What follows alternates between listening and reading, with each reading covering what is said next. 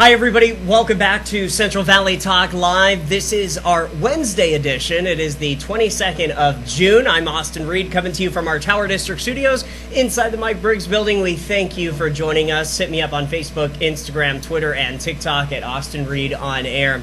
So we interviewed Kathi Morris. She wrote, "We Were the Morris Orphans." Now, we first spoke to Kathi about 6-7 months ago when this book was released. Well, she's back with us today. We're going to talk to her right after we roll this. This is from the CBS Evening News with Walter Cronkite. Back in what year would have this been? 1968. 1968. Let's roll it now. Last month, we reported the story of 10 brothers and sisters who vowed to stay together after their parents were killed in an auto accident in California. Today, a judge told them that they could. Terry Drinkwater has the story. For 8 weeks, the Morris youngsters have waited and hoped that somehow they could stay together as a family. They've been so busy taking care of each other that there's been little time to mourn their parents. They've been wards of the court ever since their mother and father were killed in a freeway accident. Today, they came to court for the judge's ruling. All 10 sat in the jury box, the only place there was enough room in the small courtroom. Often, orphan families are split apart. The youngsters put up for adoption. But the 10 Morrises vowed in their case it would be different. Money was the problem. Their parents left them a strong sense of family unity, but not much more.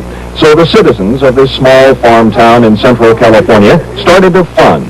And as more and more people learned about the youngsters, contributions came in from all over the country. Just over $50,000 have been contributed so far. In chambers, the judge pronounced that was enough to ensure the children's well-being for a time. He ruled that the Morris youngsters could continue to live together as a family. Their aunt, Mrs. Gloria Graves of nearby Concord, California, was appointed guardian. The judge said, in his opinion, Mr. and Mrs. Graves have shown that they can offer love. For Kathi, Judy, Linda, Carol, Teresa, the twins, Robert and Roberta, for Mike, Jeff, and the youngest, Eddie, this was the first happy day in a long, long time. Did you ever worry that you and all your brothers and sisters might somehow be split apart? Yeah. How do you feel after what the judge ruled today? Great. What do you think life is going to be like for all 10 of you up there? It'll go on the same. I don't think it'll really change. I don't know. Are you happy? Yeah. It really couldn't have turned out better. At their new home in Concord, there are almost enough bedrooms so that each of the 10 youngsters will have his own. And at the new house, there's even a swimming pool. Terry Drinkwater, CBS News, Madera, California. In Beverly Hills, California, 4-year-old Stanley Stolford Jr., the son of a prominent banker, was kidnapped at gunpoint today. All right, there we go. So that was from the CBS Evening News. I think Walter Cronkite was off that night because I didn't see him. But so too. the reporter, what a great story. It's so cool watching that footage. You know, we played that at the very beginning. 6-7 months ago when I interviewed you, and I couldn't remember if we played the whole thing. But right there, just in that 2-minute story, that says it all. Yes, it does. Up until you read the book. then things, we get a little bit more into this. By the way, my wife bought this for Christmas. So just for a present for herself, because she was fascinated with this, and she's finished it, loved it. So, and now her mom is reading it. So, yeah, thank you. How's it been going? It's good. You know, it was December when you interviewed me the first time, and the book had just been released a week earlier. And even though it shot up to #1 on Amazon under the adoption category, that was only with a couple of hundred books, if you can believe that. Bestseller? Yeah, that's... Yeah, it's weird. It's weird. However, I'm happy to say 6 months later, sold over a couple thousand books. Nice. Yeah. Awesome. Yeah. So it's going okay. Yeah. Yeah. Has it kind of slowed down now that the book's been released? It has, only in that what I've learned is that, I mean, it's a lot of work just to be a writer and get a book published, but marketing the book, even though I have a publisher, I notice it's with me marketing, like maybe now Yeah. after this airing, I'll see the numbers go up, right? Yeah. Then I've got to get back out there, right? Find a book signing, another author talk, whatever. So it's a roller coaster. The reviews, though, thus far, good? Excellent. Okay. I've got like 104 on Amazon, and everyone who took the time to write, it's all, thumbs up. It's been heartwarming to see their feelings and sharing just how it's moved them, or mostly saying this needs to be a movie. Right. Because wouldn't that be great? And I remember we talked about that a few yeah, months ago. yeah. Any update? Well, I have a friend Okay. who happens to know Steven Spielberg, if you can believe that. So she's reached out to him. So if you're a praying kind of person, Yeah. you want to pray for Spielberg. Exactly. That would be a total game changer. Yeah, I would. But even if you turn this into even just a documentary Right, that's played at Tower Theater, right. something can be done from this. Yeah, You know? yeah. And that's, for the most part, where I'm focusing right now is trying to figure that out. How to reach movie producers, directors. Should I go back and now learn how to write a screenplay? Right. You know, so it would just be fun, I Yeah, think. right. Yeah, enough. Just fun. Yeah. And a new experience, Yeah. and because this story is still, it's one of those that you're not going to hear anywhere else. Right. It's kind of like how I lived in New York City. There's no place like New York City, right? Right. That's kind of like this. I Yeah. mean, and like you said, there's not even very many adoption books. Right, right. So, Weird. you know, and I spoke to this in the first interview with why did I write the book? And as you saw in the clip, it took 2 months for the judge to decide where to place us, because there were 10 of us. I was the oldest at 17. It became national news, and they didn't have GoFundMe back then, so they opened up a trust fund. And we had people from across the nation, and even places like Germany, Vietnam, because it was during the Vietnam War, sending money to the trust fund and offering to foster or adopt us. So in the end, they granted custody to my aunt. Okay. That's what you see in the clip, Right. with $50,000 trust fund, which was equivalent to almost $400,000 in 1968 money. So that was a lot of money. Yeah. And so everyone thought we rode off into the sunset with our aunt to live happily ever after with a potload of money. And that's not what happened. So, Contrary to the fact. yeah. So as years progressed, and I would talk to people, and they would say, "You need to write a book." I lagged because I didn't know its purpose, and everybody's got a story. But as time went on and it wouldn't leave me alone, I decided to tell the rest of the story, in that lasted 5 months with my aunt, and we then went into the foster care system.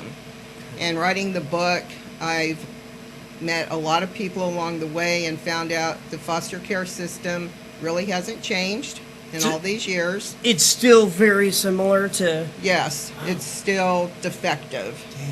So you'd asked me to come back to give you an update today. So I'm happy to tell you that last time you asked me what I hoped that people would take from the book. And I mentioned, number one, drunk drivers. Yeah. But number two, CASA. So I'm happy to say that I'm currently in training to be a CASA volunteer. Awesome! Perfect! That's great! Shout out to Wilma Hashimoto, who I spoke to in December. Okay. And ever since I talked to Wilma, it just wouldn't leave me alone, because believe it or not, I didn't know about CASA until I finished the book. Oh. So that was just last year that I even learned of CASA. How did you find out about it? Rich Bailey, who writes for advanced praise was in my writing for publication class. Okay. And I want to get his title right. He is a child welfare law specialist. Okay. So once the book got published, Rich called me up, because now he's my good friend, and he goes, you need to talk to Wilma.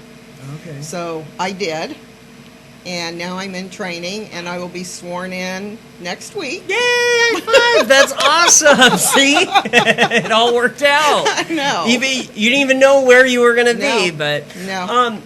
okay. So with this new experience with CASA, what are some of the things that you're hoping to accomplish by working with CASA and the kids too?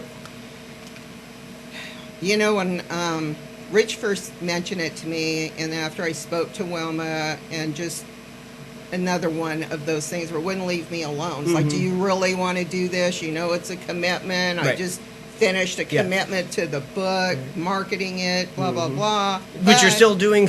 Yes. You've still got, you know. Yes, so. yeah. So, but it wouldn't leave me alone, because it's like I was a foster child. Right. My brothers and sisters were in the system. I know what happened. I know who in the foster parents whose heart wasn't in it, and being so young and afraid to speak up. It's like, no, I know what to watch for. I've got no problem speaking up for that child if I see or hear something, and that's what we are. Not only are we the eyes and ears for the judge to provide them with information, but we're there for the child and to advocate for that child. So what a blessing that would be if people who read the book, somehow it tugs at their heartstrings to get involved, either as foster parents who are nurturing and Right. really, right? Do most of the foster, some, I'm not going to say most, but a lot of foster parents, they do it just for the money? Absolutely. Okay. And I think anybody would be telling stories if they said there aren't people in it for the money. Right. But of course, there's people who, that's one of my biggest fears, that I'm going to want to adopt every kid I get matched with. I know, right? It's like, so I keep having this head chatter Yeah. on no. We can't be doing that. Not at 71. You're 71? I am I didn't. Oh, you look 71. really good for 71. I thought you were, I don't know, 60. Serious? you. I'm serious. I Yeah, know. yeah, you Thank look you. good though. Wow. Okay. Yeah. Okay, so yeah, CASA's coming up. Yes. Maybe a movie. Right. So we'll, We we'll can keep. only hope. We'll do the if you're a prayer warrior, say a prayer. Yes. Or do the rain dance if you're a spiritualist. Whatever. Because this would be so freaking cool if we can get this to a movie. I do have to be honest with you real quick before we say goodbye. Yeah.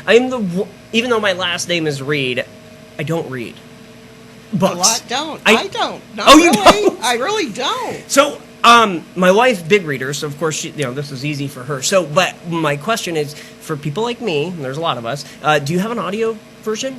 I do. You do? I Okay. do. Yes. Perfect. Yes. Amazon has got all of it. The audio book, the paperback. It even has a CD. Can you believe that? I didn't know CDs were still a thing. I but didn't either. It's kind of like, how vinyl's coming back, right? Yes. Like, it's more just kind of Yes. cool that, Yes. so Yes. just Yes. keep the CD. It's cool, so. I got to give a shout out to my son, because that's what he bought me for Christmas. Oh, he did? A record player and a Beatles CD. Why? Because I have a whole chapter on the Beatles in the book. Oh, you do? Yes, I do. You'll So the like Beatles, book. I know. Well, okay, I'll do the audio version. Yeah, Done it's deal. not all about Boo-hoo in Right, the foster there's some care fun system. stuff I write and- about Chicago, the mob, Lithuanians. Yeah, there's a little bit Okay. for everyone. On the Delta, a houseboat on the Delta. Oh, wow. Yeah, All fun right. stuff. So many surprises. Yeah. We were the Morris Orphans by Kathi Morris. Check it out again on Amazon. And then, no, if somebody has a question for you, they need to reach out to you. What's the best way? I have a website. Oh, perfect. Okay. It's my name, KathyMorris.com, which is Kathi, and there you can see all of my appearances. You can contact me. So, yeah. Easy peasy. Yeah. Thanks for coming back. Well, thanks for having me. Our pleasure. Good to see you again, and I'll see you again soon. Yes. Very good. Kathi Morris, everybody, check it out. We were the Morris Orphans. I'm Austin Reed. This is Central Valley Talk. We'll be back soon with more guests.